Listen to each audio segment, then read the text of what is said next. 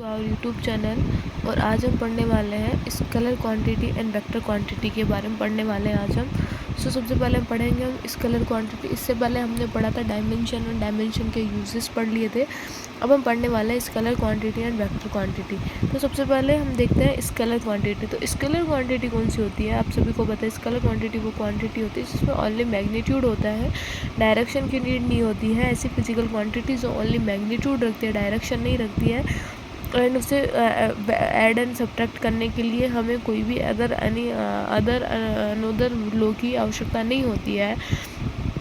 need not to be any vector law to add and subtract. This is our scalar quantity. जैसे कि हमारे पास में क्या बोलते हैं, कोई मास है कि कोई एक चीज़ है 7 kg एंड सेकंड चीज़ है हमारे पास में 2 kg या फिर 3 kg, तो हम उनको नॉर्मली ऐड कर सकते हैं। जैसे जनरली हम बचपन से ऐड एंड सब्ट्रैक्ट करते आ रहे हैं, वैसे ही स्केलर क्वांटिटी में ऐड एंड सब्ट्रैक्ट कर सकते हैं। बट ऐड एंड सब्ट्रैक्ट कर सकते हैं लाइक मास एंड उसके और भी एग्जांपल्स होते हैं।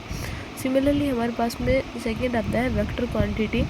सो वेक्टर क्वांटिटी में क्या होता है, ऐसी फिजिकल क्वांटिटी जो कि मैग्नीट्यूड भी रखती हो, डायरेक्शन भी रखती हो, and which can be added according to the triangle rule. और ट्राइंगल रूल के अकॉर्डिंग ये क्या होता है, ऐड होना चाहिए।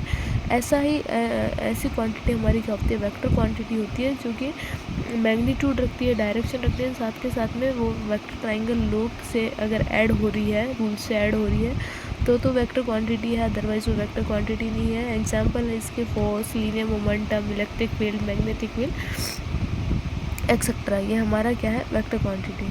अब हमें देखते हैं कि वेक्टर को लिखते कैसे हैं। हम सबसे पहले देखना है हमें वेक्टर को कैसे लिखते हैं।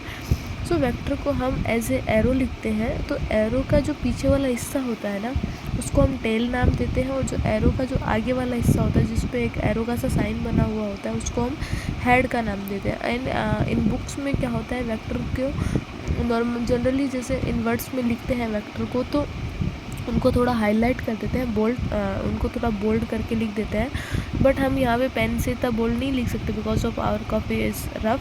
देन यहाँ पे क्या करेंगे, हम नॉर्मली ऐसा एक ये जो एरो वाला साइन है हमारे पास में, इसको हम क्या बोलते हैं, वेक्टर का नाम दे देते हैं। सो इस वेक्टर के 2 पार्ट्स होते हैं, पीछे वाला टेल होता है, आगे वाला हेड होता है। वेक्टर की जो लेंथ होती है उसको इस वाले वेक्टर की जो लेंथ होती है उस लेंथ को हम क्या बोलते हैं, मैग्नीट्यूड ऑफ दिस वेक्टर। इस वेक्टर का मैग्नीट्यूड बोलते हैं वेक्टर की लेंथ को। और इसको हम जैसे किसी भी फिजिकल क्वांटिटीज़ पे यदि हम वेक्टर को शो करेंगे तो हम ऐसे उस फिजिकल क्वांटिटी का नाम लिख के ऊपर एक वेक्टर का साइन लगा देंगे, एरो का साइन लगा देंगे। ये हमारा क्या होता है, वेक्टर क्वांटिटी होती है। इसमें जो आता है कि जो फिजिकल क्वांटिटी है वो मैग्नीट्यूड के साथ साथ में क्या होती है, डायरेक्शन भी होती है, but does not add according to triangle rule. कि जो फिजिकल क्वांटिटी मैग्नीट्यूड भी रखती है एंड जो डायरेक्शन भी रखती है, बट वो अकॉर्डिंग टू ट्राइंगल रूल के अकॉर्डिंग यदि वो फॉलो ऐड नहीं हो पा रही है तो वो क्या होती है, फिजिकल वेक्टर क्वांटिटी नहीं होती है। जैसे कि इलेक्ट्रिक करंट हमारे पास में क्या होता है, डायरेक्शन भी होती है। इलेक्ट्रिक करंट की direction positive to negative side होती है, मैग्नीट्यूड भी होता है, बट वो वेक्टर ट्राइंगल लॉ को ओबे नहीं करती है, वेक्टर ट्राइंगल लॉ से ऐड नहीं होती है।